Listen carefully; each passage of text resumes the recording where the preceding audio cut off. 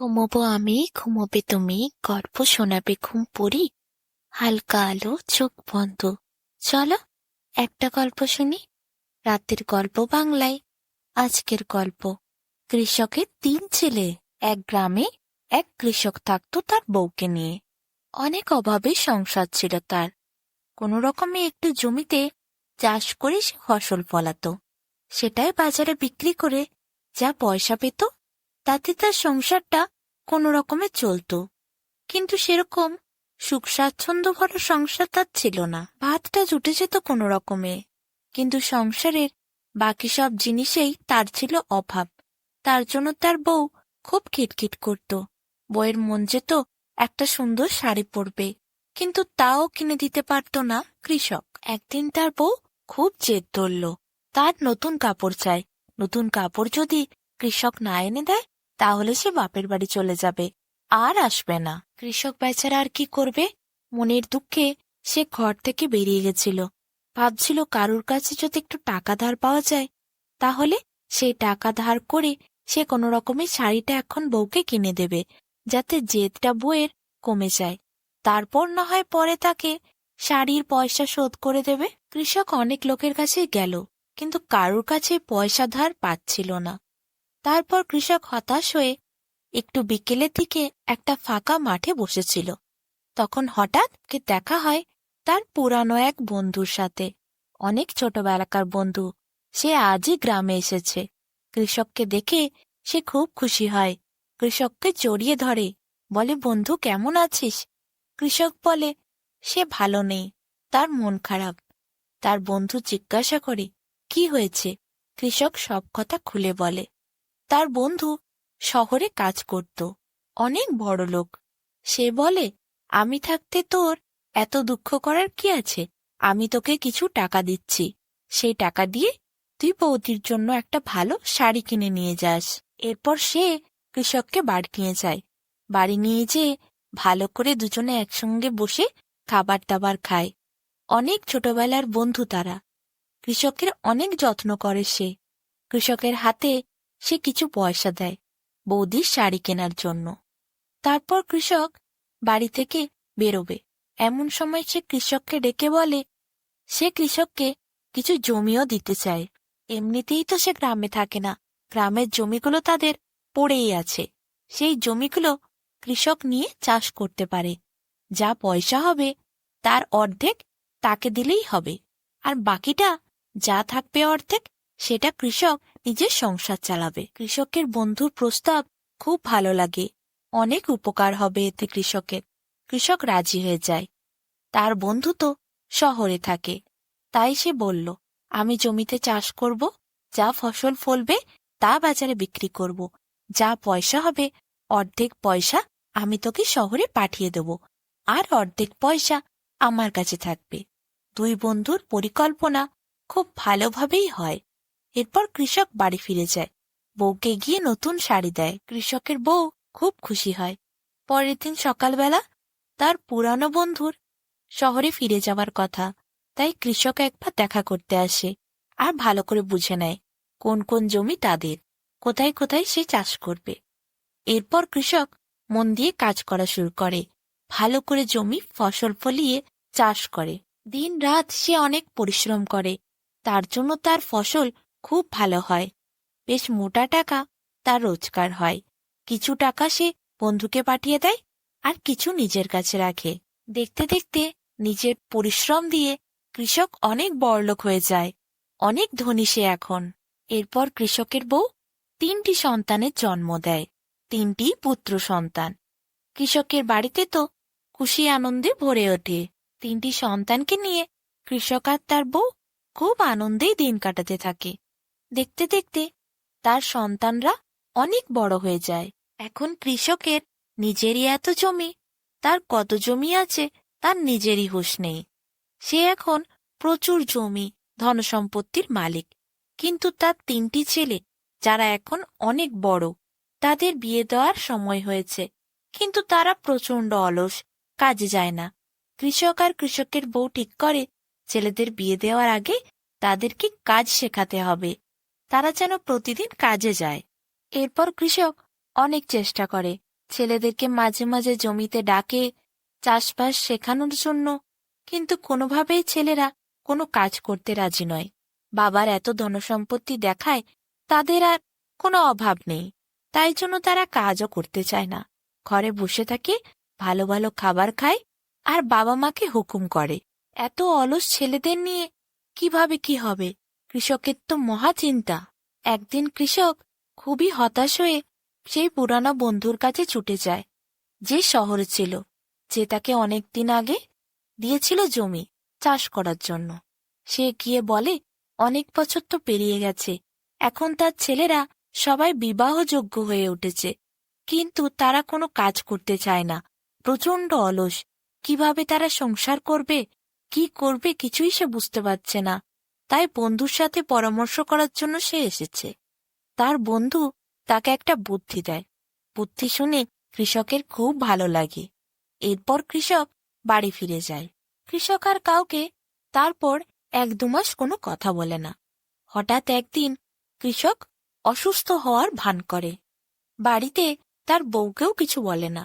বউকে এবং 3 ছেলেকে ডেকে বলে সে খুবই অসুস্থ, সে আর মনে হয় বেশি দিন বাঁচবে না।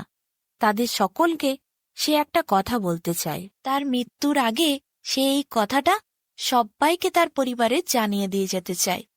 তার 3 ছেলে খুবই আগ্রহের সাথে বাবাকে বলে, কি বাবা, বলো কি কথা তুমি বলতে চাও মৃত্যুর আগে?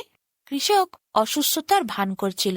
সে বলে যে আমি তোদের জন্য একটা করে ধনরত্ন ভরা বাস্ক পুঁতে রেখেছি 3টে বড় জমিতে, বিশাল বড় বড় জমি। আর সেই জমির তলায় এত ধনরত্ন আছে যা রাজার ধনকেও হার মানায়। কিন্তু সেই জমির মধ্যে কোথায় যে আছে সেটা আমি জানি না।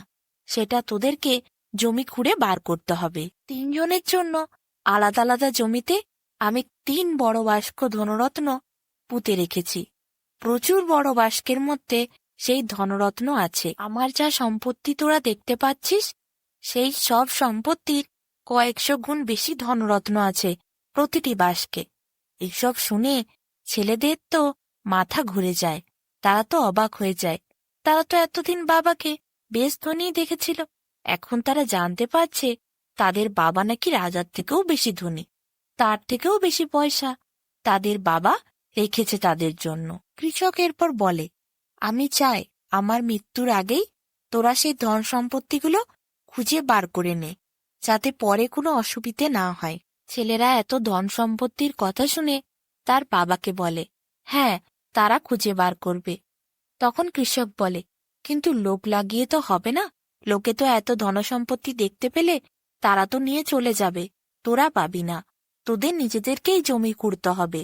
ছেলেরাও ব্যাপারটা ভেবে দেখে, সত্যিই তো অন্য কোনো লোককে এইসব দেখানো ঠিক হবে না, তারা নিজেরাই খুঁড়বে ঠিক করে। এরপর 3 ছেলে 3টি বিশাল আকারের জমিতে যায়, যে মাটি খুঁড়তে শুরু করে।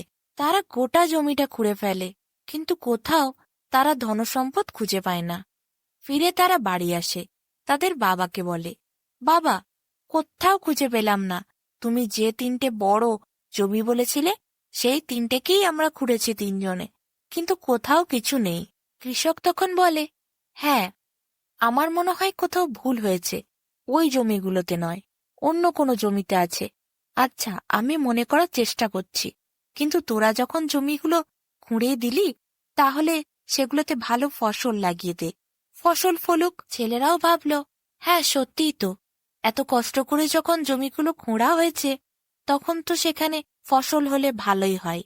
এরপর তারা নিজেরাই গিয়ে 3 ধরনের বীজ ছড়ায়, এবং সেটার থেকে যাতে ফসল হয় তাই জন্য তারা নিজেরাই দেখাশোনা করে। বেশ কিছুদিন হয়ে যায়, তারপর বীজের থেকে অনেক সুন্দর সুন্দর গাছ বেরোয়, যে গাছ এরপর ফসলে পরিপূর্ণ হয়ে যায়। ছেলেরা এরপর বাবাকে বলে, বাবা, কতদিন তো হয়ে গেল, ফসলও হয়ে যাবে জমিতে, তোমার এখনো মনে পড়ল না কোন জমিতে তুমি সেই ধনসম্পত্তি রেখেছিলে? কৃষক বলে, মনে পড়বে, আর কয়েকটা দিন সময় দে, তারপর সব বলবো, আমার এখন মাথায় আসছে না। ছেলেরা আর কি করবে, বাবার তো মনে পড়ছে না, তাদের তো আর করারও কিছু নেই, তারা অপেক্ষাই শুধু করতে পারে। এইভাবে অপেক্ষা করতে করতে 1-1.5 মাস পার হয়ে যায়।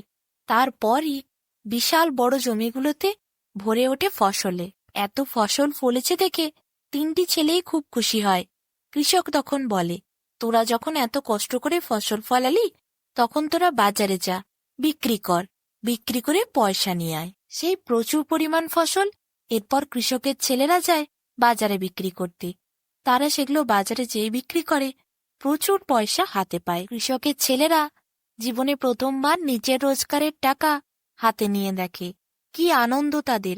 তারা নাচতে নাচতে বাড়ি আসে। কৃষক আর কৃষকের বউ যখন দেখে ছেলেরা আনন্দে নাচতে নাচতে বাড়ি আসছে, তখন তারা খুবই খুশি হয়।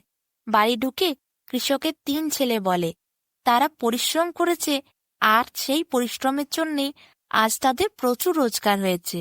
এত টাকা তারা কোনোদিন রোজগার করতে পারবে তারা কোনোদিন ভাবতেও পারেনি। কৃষক এরপর বলে, আমি তো এই ধনসম্পত্তির কথাই বলেছিলাম তোদের। কৃষক এরপর তার ছেলেদেরকে বলে, নিজের পরিশ্রমে রোজগারের টাকা জীবনে প্রথমবার হাতে নিয়ে দেখলি তো বাবারা, এ তো কোনো ধনসম্পত্তির থেকে কম নয়। এই ধনসম্পত্তির কথাই আমি তোদের বলেছিলাম। এই ধনসম্পত্তি মাটির নিচে ছিল, যা তোরা খুঁড়ে বার করেছিস, ফসল ফলিয়েছিস, পরিশ্রম করেছিস, তাই জন্যই তো এই ধনসম্পত্তি তোরা পেয়েছিস। কৃষকের ছেলেরা আজ সেই পরম সুখ পেয়েছে। নিজের রোজগার করা প্রথম টাকা নিজের হাতে পেয়ে তারা খুব খুশি। কৃষকের প্রতিটা কথা আজ তারা বুঝতে পারছে। তারা নিজের রোজগারের টাকা দেখে এতই আনন্দিত হয়, তারা আর অলস হয়ে থাকতে পারে না। এরপর তারা কৃষককে কথা দেয় তারা প্রচণ্ড পরিশ্রম করবে এবং তাদের বাবাকে তারা আরো পরিশ্রম করে আরো টাকা রোজগার করে দেখাবে। এখন তারা আর কেউ অলস থাকবে না। পরিশ্রমের টাকা হাতে পেতেই তারা বুঝে গেছে এই টাকাতে কি আনন্দ। সত্যি এই রোজগারের টাকা কোনো ধনসম্পত্তির থেকে কম নয়, বরং তার থেকে আরও অনেক বেশি মূল্যবান।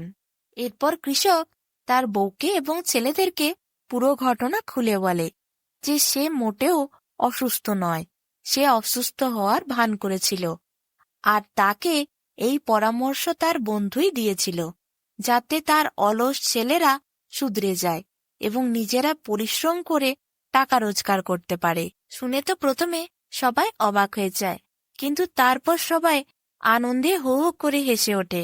সেই দিনের পর থেকে কৃষকের 3 ছেলে আর কোনোদিনও অলস হয়ে থাকেনি। তারা প্রতিদিন পরিশ্রম করত, আর নিজের পরিশ্রমের মেহনতের টাকা তারা যখনই হাতে পেত তখনই তারা খুব আনন্দিত হতো, আনন্দে নাচ করত। এইভাবে তারা অলসতাকে হারিয়ে পরিশ্রমের স্বাদ বুঝতে পারে। আর কৃষকও নিজের ছেলেদেরকে অলসতা ছাড়তে দেখে খুব খুশি হয়। এইভাবে কৃষক তার বউ আর ছেলেদেরকে নিয়ে সুখে শান্তিতে এরপর দিন কাটাতে থাকে।